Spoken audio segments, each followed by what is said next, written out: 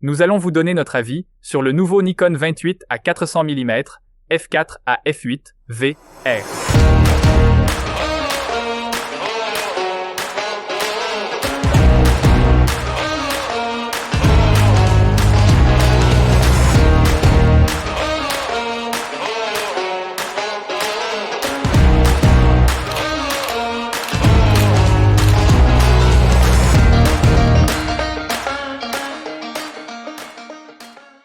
Les objectifs existent sous différentes formes, dans toutes les tailles, et on pense tous les connaître. On a des objectifs grand angle pour les paysages, et on a les téléobjectifs pour photographier les animaux et le sport. Mais Nikon vient d'avoir une idée de génie, celle de rassembler plusieurs types d'objectifs pour les combiner en un seul. Ils ont réussi à tous les rassembler dans un boîtier compact, et le résultat est ce nouveau Nikon 28 à 400 mm, c'est-à-dire un corps compact qui ne pèse pas trop lourd et que vous pouvez emporter partout. Nous sommes allés hier à Den Hoorn pour photographier le match de foot entre SV Den Hoorn et Sparta Rotterdam Legends, et nous avons pu tester les fonctions de ce bel objectif.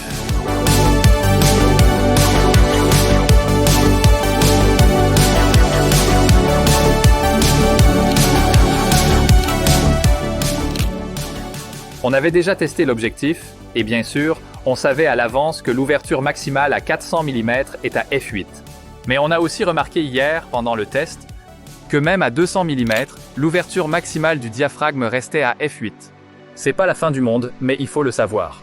Bien sûr, ça ne veut pas dire qu'on n'a pas du tout de profondeur de champ, parce que 200 mm ou même 400 mm, c'est très proche, et quand votre sujet est plus proche, vous obtenez une belle séparation entre le sujet et l'arrière-plan, ce qui est normal pour de longues distances focales comme celle-ci. À première vue, je trouve que les images sont d'une netteté incroyable avec cet objectif. Bien sûr, j'utilise un Nikon Z8. C'est un appareil avec beaucoup de mégapixels pour capturer tous les détails et avec un capteur bien solide.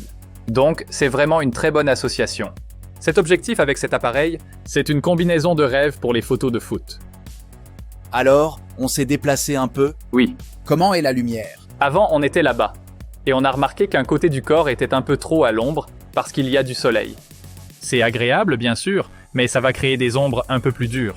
On est maintenant du côté du soleil, donc on regarde dans le sens du soleil, et le visage et le corps sont très bien exposés. Cette fois, c'est très équilibré. Ça nous permet de prendre des photos plus douces, je trouve. Donc, on va faire quelques photos dans ce sens. Personnellement, je trouve ça chouette.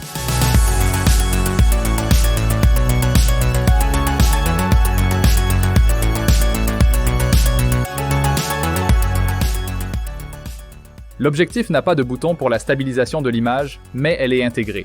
Et je dois dire que le fait de l'activer ou pas fait une grosse différence. L'objectif est doté d'une stabilisation de l'image et l'appareil photo aussi, en interne. Mais en réalité, il faut savoir que plus on va zoomer, moins il sera efficace. Donc c'est une bonne chose que cet objectif dispose aussi d'une stabilisation optique de l'image.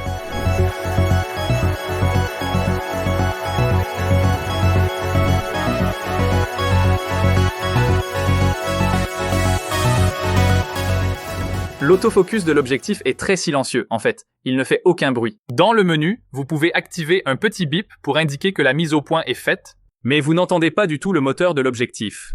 Et c'est très pratique, surtout pour la vidéo. L'autofocus est vraiment très rapide, mais aussi très précis. Il ralentit légèrement quand on passe d'un plan rapproché, là où tu es par exemple, à un plan très éloigné, c'est-à-dire à l'infini ou à 10-20 mètres minimum. Mais en pratique, ça n'arrive pas souvent. Donc en ce qui me concerne, l'autofocus est très efficace. Le match reprend, je crois, donc on va s'y remettre. Hey JP! Oui? J'ai déjà beaucoup mitraillé et j'ai pris quelques belles photos. Tu veux essayer? Oui, d'accord. Tiens, vas-y et moi je prends celui-ci. D'accord, super.